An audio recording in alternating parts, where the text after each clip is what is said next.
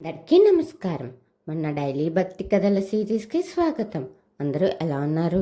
నేనైతే చాలా బాగున్నాను. మీరు ఎలా ఉన్నారో కమెంట్ రూపంలో తెలియజేసేయండి. మరి ఇవాళ భక్తి కథ చూసేద్దామా? ఈ ప్రపంచంలోనే భయం లేకుండా జీవించడం సాధ్యమా? సమస్యలు, ఒత్తిడి, అనిశ్చితి మనల్ని వెంటాడుతూనే ఉంటాయి. కానీ ఒక దైవం ఉంది. ఆయనను నమ్మితే భయం కూడా దగ్గరికి రాదట. ఆయనే సుబ్రహ్మణ్యం స్వామి. ధైర్యానికి ప్రతీక, శక్తికి రూపం, దేవతల సైన్యానికి నాయకుడు, దేవసేనాధిపతి అట.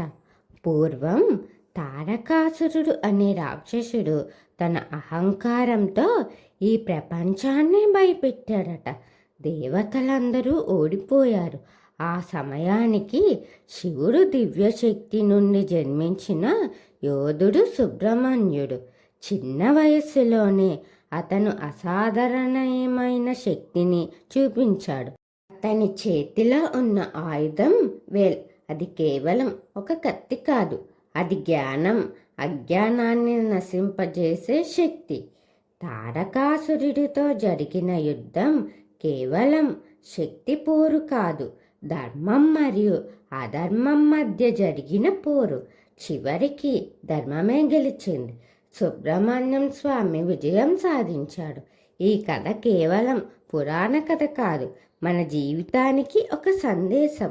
మనలో కూడా తారకాసురు లాంటి శత్రువులు ఉంటారు.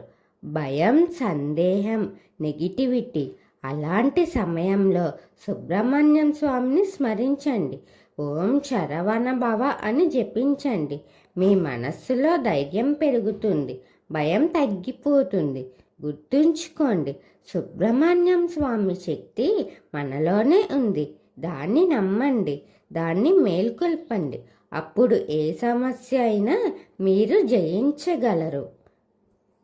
ఒక మంచి భక్తి కథ తెలుసుకున్నాం కదా. మరి ఇలాంటి కథల కోసం ఎదురు చూస్తూ ఉండండి. వీడియో నచ్చితే లైక్, షేర్, కామెంట్ చేయండి. మన ఛానల్ని సబ్స్క్రైబ్ చేయండి. ఓం శ్రీ మాత్రే నమః.